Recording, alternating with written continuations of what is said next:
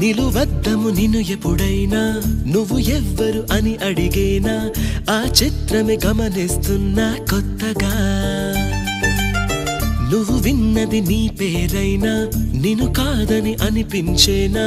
ఆ సంగతి కనిపెడుతున్నా వింతగా నీ కన్నుల మెరిసే రూపం నాదేనా అనుకుంటున్నా నీ తేనెల పెదవులు పలికే తీయదనం నా పేరేనా అది నువ్వే అని నువ్వే చెబుతూ ఉన్నా